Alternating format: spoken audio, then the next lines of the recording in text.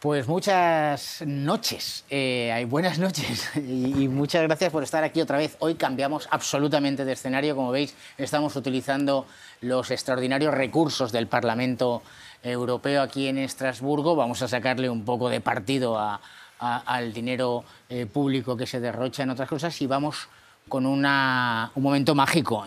Nos ha venido un español de bien, un español bueno, un español trabajador, un español inteligente y un español que se ha lanzado un proyecto que ahora nos contará, se lanzó hace un año y pico, pero que tiene una larga trayectoria política, que ha venido aquí a trabajar, a Estrasburgo, pero que aprovecho y me lo he quedado durante 20 minutos para tener una de esas grandes y buenas conversaciones con la gente buena en este canal de YouTube, incipiente, pero que nos sirve para eso, para profundizar y para sacar todo lo bueno que hay de la doctrina de Vox y de la doctrina de la buena gente. Estamos con Luis del Pino. ¿Qué tal? Muy buenas noches, don Jorge. Buenas noches, don Luis. Encantadísimo por la invitación. Y lo que no sé es qué cosas me va usted a preguntar. Esto de que me entrevisten a mí y no al revés, es una cosa me maravillosa. Causa un cierto desasosiego. A mí me encanta porque, claro, soy yo el que pregunta y además no hemos preparado la entrevista. Ni me has dicho, quiero que me preguntes sobre esto ni nada, porque ha sido todo, pues como todo aquí, muy improvisado. Luis del Pino, como yo creo que la mayoría de los que seguís este canal le conoceréis, pero para el que no lo conozca, Luis del Pino es... Pues Luis del Pino es un señor que se dedicó al periodismo después de los atentados del 11M, que ha estado mucho tiempo trabajando en Es Radio con un programa de radio propio los fines de semana y que hace año y pico, pues bueno, gracias a que el grupo del Toro TV decidió apostar por mí, pues tiene un programa de 7 a 10 de la mañana todos los días, de lunes a viernes, donde analizamos la actualidad política de forma, yo creo que bastante distinta a como hacen el resto de los medios. Uno ve el resto de los medios y casi parece pues que te cuentan la cosa desde el mismo prisma. Nosotros pues damos un paso atrás, miramos las cosas de otros ángulos y hablamos de lo que nos da la gana a nosotros y no de lo que toca.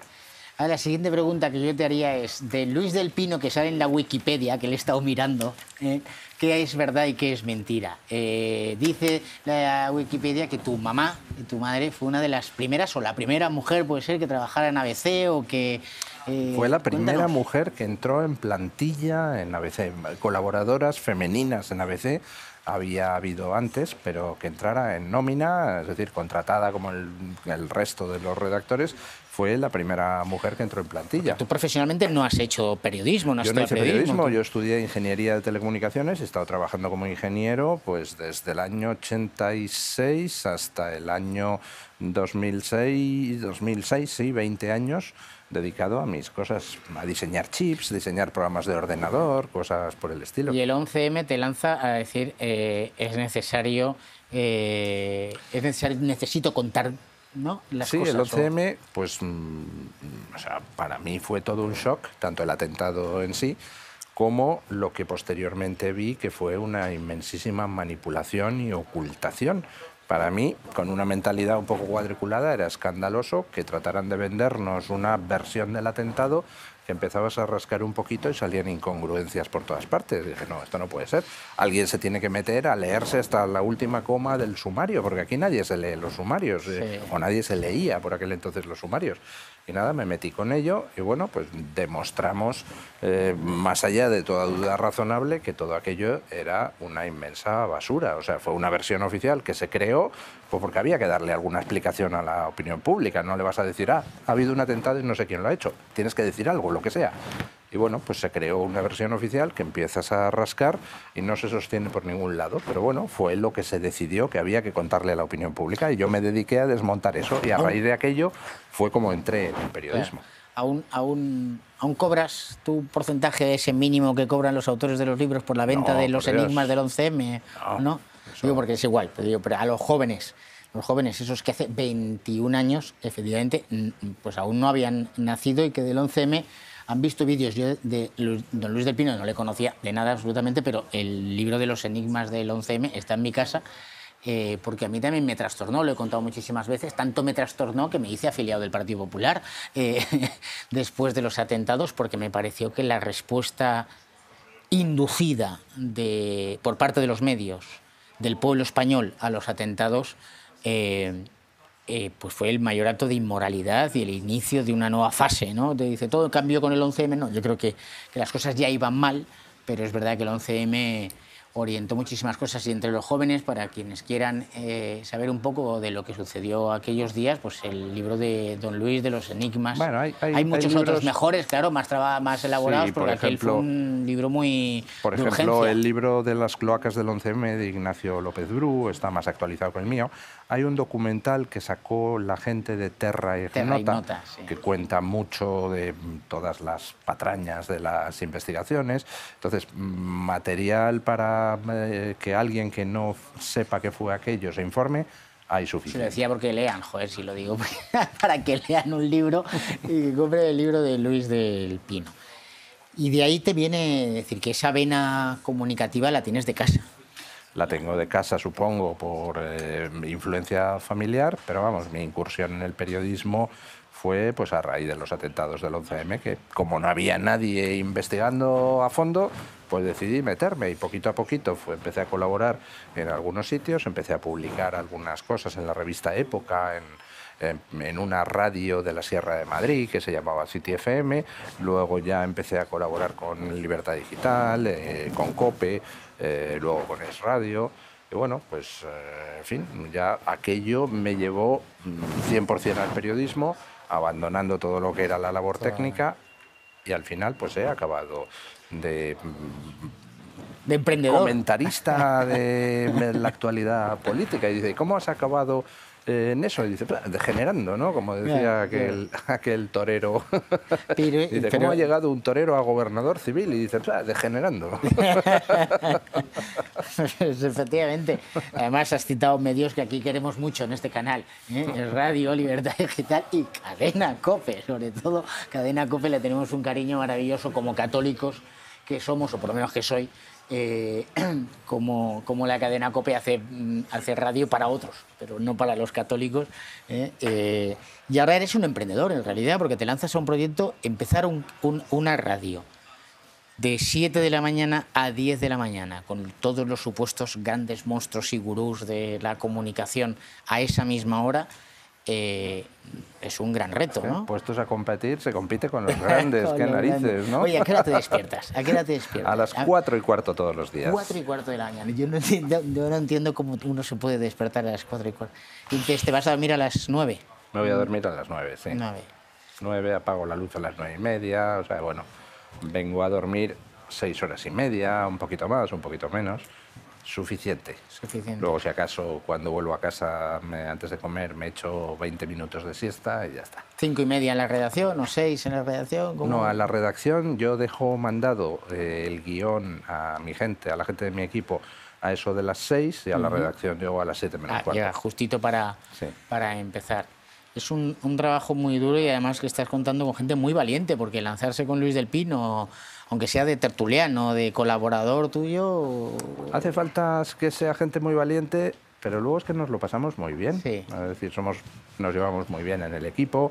Cuento con un equipo extraordinario, con profesionales como Carmen Carbonell, como Eric Gutiérrez, como Guillermo Díaz, que son, aparte de buenos profesionales, buenas personas. Salvo los que son del Barça, que yo les tengo calados. Y luego, la verdad es que los tertulianos, pues estoy muy orgulloso del plantel de tertulianos de que nos hemos rodeado. Hay gente con distintas visiones. Siempre me pasa todos los días que, pongamos a quien pongamos, siempre hay alguien que a través de Twitter dice, no, otra vez ponen a este, claro. No le vuelvo a escuchar, apago la radio y tal. Da igual, siempre, todos tienen admiradores y odiadores, ¿no? Pero creo que en el fondo, pues hacen buen equipo los tertulianos del programa de Mañanas en Libertad. No, es que sería como una selección de fútbol, ¿no? Cualquiera haría su propia selección. Ahí me encanta Lucía Echevarría, por ejemplo, me parece un fichaje tremendo. Una mujer muy inteligente. Tiene mucho odiador, y yo creo que el nivel de un comunicador hoy en día se mide también por el nivel de tus odiadores. Yo sobre todo lo veo en X, ¿no? Es un ataque brutal a Lucía. ¿Puede ser posible que alguien te ame si no hay alguien que te odia? Es decir, quien despierta pasiones pues las despierta para bien y para Claro. mal, ¿no? Y Sí, no se puede caer bien a todo el mundo, entonces, Entiendo, pues es eso. cada uno, yo mismo, pues tengo gente que piensa que soy un perfecto imbécil, pues bien, Bueno, pero porque no te normal. conocen, no te conocen. No, pero es verdad, yo creo que además es, en cierto modo, es una cierta clave del éxito. Yo en broma siempre cuando alguna vez me encuentro con algún concejal de Vox en algún pueblecito o en cualquier otro lugar y dice, joder, hemos presentado una moción y se ha aprobado por unanimidad. Siempre pienso, "Uah, Algo falla ahí. tenías que haber sido más duro para conseguir el voto en contra del PSOE. Porque, es decir, si ha habido pero bueno, que a veces sucede, porque efectivamente, sobre todo en el ámbito local, ¿no? Pues hay que arreglar esta alcantarilla, ¿no? Pues hay que arreglar esta alcantarilla, hay que arreglarla, ¿no? Pero que es bueno tener también ese contrapunto. ¿Y cómo es el día a día de dirigir un equipo? Porque, ¿no? Bueno, ya lo viviste en esos fines de semana Sí. que estabas en el radio, pero todos los días. Supongo que es un... Yo creo que no es excesivamente complicado siempre y cuando, pues, no sé, no trates de subirte a la parra, ni de creerte a alguien, ni de tratar a los demás como si fueras un déspota. O sea, yo creo que, para empezar, todo el mundo trata de comportarse de forma profesional. A todo el mundo le gusta hacer un trabajo que sea valioso y que esté valorado. Entonces, con valorar el trabajo de los demás, con tratarles con justicia, con no tratar de echar sobre los demás problemas tuyos, con asumir cuando alguien comete errores, que es humano cometer errores y que es bueno cometer errores, porque así la próxima vez lo harán mejor, pues al final consigues un ambiente de trabajo pues bueno, y cuando el ambiente de trabajo es bueno, pues no es difícil dirigir un equipo. O sea, nosotros pues nos llevamos estupendamente en el equipo nuestro y todas siempre las reuniones las hacemos alrededor de un trozo de pizza o de un bocadillo de torreznos, que es como se hacen bien las reuniones. Y no sé, yo valoro que me digan cosas, no le exijo a nadie nada que no me exija a mí mismo. Y yo, no sé, creo que tengo gente con un enorme potencial y me encanta tratar de explotar ese potencial. Venga, vamos a aprovechar que tenemos aquí a don Luis y vamos a preguntarle ya cosas. ¿No? ¿Cómo ves la situación en España? Yo te sigo y has mantenido una posición de que creías que este gobierno no que iba a caer en 2 días, pero que bueno, que hay como cosas que ponen de manifiesto que esto se está deteriorando mucho, rápido. ¿Cómo ves tú? Como, bueno, pues eso, como Vamos a ver, comunicador, como hombre la situación inteligente, imparcial. en España no se puede analizar al margen de lo que está pasando en todo Occidente. Estamos viviendo una auténtica guerra civil no cruenta en Occidente, pero una guerra civil declarada y a muerte entre un bando que quiere acabar con las libertades democráticas e imponer estructuras de gobierno globalistas no sometidas a control ciudadano, frente a otros que creemos, por ejemplo tú, que las naciones significan algo, que las naciones significan sobre todo la defensa de los derechos y las libertades de los individuos y que eso no se puede perder y no estamos dispuestos a dejar que nos arrebaten ni la democracia, ni la libertad, ni nuestra conciencia de estar orgullosos de quienes somos. Entonces, partiendo de que eso es la situación general en Occidente, aquí hay una guerra civil, en España tenemos pues nuestras particularidades, tenemos a un gobierno dirigido por el jefe de los corruptos, que además es responsable de todas las corrupciones. Ya no es solo la corrupción económica, es también la corrupción moral, el haber atentado contra las instituciones, el reírse de todos los organismos, de todas las leyes, el estar siempre al servicio de los enemigos interiores y exteriores de España. O sea, tenemos a un ser nefasto, pero que se mantiene por 2 cosas.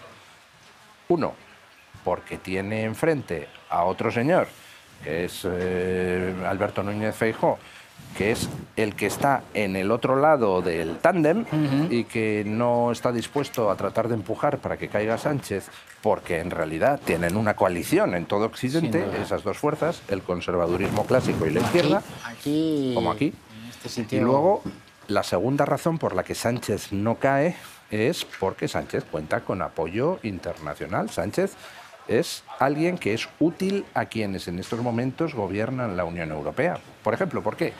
Pues porque si Ursula von der Leyen, Macron, Merz quieren apretar las clavijas a Israel, resulta que ante su opinión pública, pues hombre, ellos no pueden ir demasiado lejos, ¿no? Pero siempre pueden decir, oye, Pedro, ¿por qué no te lanzas tú en plan vanguardia? Y entonces Pedro dice, a sus órdenes, mi señora.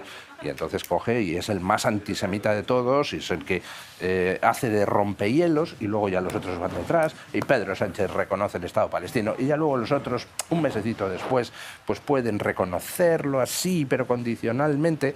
Es decir, Sánchez es enormemente útil para la élite que en estos momentos gobierna la Unión Europea. Y por eso no le han pedido cuentas nunca de nada, no. Ya puede hacer lo que quiera con la justicia, con el dinero que llega de Europa, hace lo que le da la gana. Mientras que si en Hungría se le ocurre a Orbán toser, dice, uy, no ha tosido usted según el protocolo marcado, vamos a ver si intervenimos Hungría. Y dices, pero por el amor de Dios, que está aquí Pedro Sánchez destruyendo la democracia española. Ah, pero eso no importa, porque Pedro Sánchez les es útil, enormemente útil. Y por esas dos razones, es decir, porque Feijóo en el fondo pues es parte de la coalición y porque Pedro Sánchez es útil a quienes mandan en Bruselas, pues no ha caído hasta ahora y probablemente no caiga hasta 2027. La verdad es que cada día lo tiene más difícil porque cada día sale más basura sobre la corrupción socialista y eso tiene un desgaste. Y luego, pues hombre, Pedro Sánchez, pues imagino yo que personalmente tiene que tener un desgaste interior fuerte, que además se le refleja en la fisonomía, está muy desgastado y yo creo que en cualquier momento podría perfectamente hacer crack. En cambio, nosotros estamos cada día mejor. Pues cada día más guapos, hombre. Defender el bien y poder dormir bien por las noches tiene su premio. Ayuda para el cutis, sí. No, y además hay una... coincido contigo, Luis, en una cosa, además yo lo he dicho aquí muchas veces y los del Partido Popular se escandalizaban y decían, estás defendiendo a Sánchez. No. Sánchez ha tenido aquí, en Bruselas, en Estrasburgo, en las instituciones europeas, una prensa extraordinaria. Ha sido el principal aliado de von der Leyen. Cuando yo veía a los del Partido Popular decir en sus discursos, no, es que Sánchez es irrelevante en Europa, era cuando yo decía, ¿pero por qué decís esa mentira? Sánchez es absolutamente relevante en Europa. Sin Sánchez el Pacto Verde no sale, sin Sánchez el Pacto por la Inmigración no sale, el líder o la líder del Grupo Socialista aquí es Irache, que es del Partido Socialista. Es decir, Sánchez aquí manda. Y uno de los motivos que va a hacer que Sánchez caiga, sin duda, es cuando aquí suelten amarras, porque todo el mundo en algún momento en política suelta amarras de ti, cuando ya eres demasiado, cuando ya no sirves. Lo de esta semana ha sido tremendo para los que no os habéis enterado. Ya no solo el enviar ese buque a apoyar a los perroflautas estos hacia las costas de Gaza, sino lo más gordo que es pagarles el billete de vuelta cuando a cualquier español que sufre, pues lo he visto este verano con esa chica en Indonesia, pero tenemos miles de casos, el gobierno más cruel y más inhumano con la gente que sufre y el más servil con las élites. Es realmente vomitivo. Ahora, lo de que Sánchez pinta o no pinta internacionalmente, en Bruselas, es decir, para la actual cúpula de la Unión Europea... I have a scratching in the microphone. I'm so sorry. What? I start with my answer. Yeah. Okay. Sorry. It's better here. Bueno, lo podemos dejar en el directo. Y así cuando organizo yo mis vídeos de mi canal de YouTube sale perfecto. Cuando estoy solo con mi móvil. Y aquí que tenemos a media Europa a nuestro servicio, sale mal. ¿Te has fijado? Empiezo con... ¿Qué habías... Bruselas no es la solución a todos nuestros problemas. Lo que te decía, lo de exacto, es importante. Sí, es importante. Bueno, tú mismo. Ok, thank you. Pero vamos voy a dejarlo así, ¿eh? Sí, tú déjalo como quieras. Luego ya lo editáis con libertad. Empiezo con la respuesta.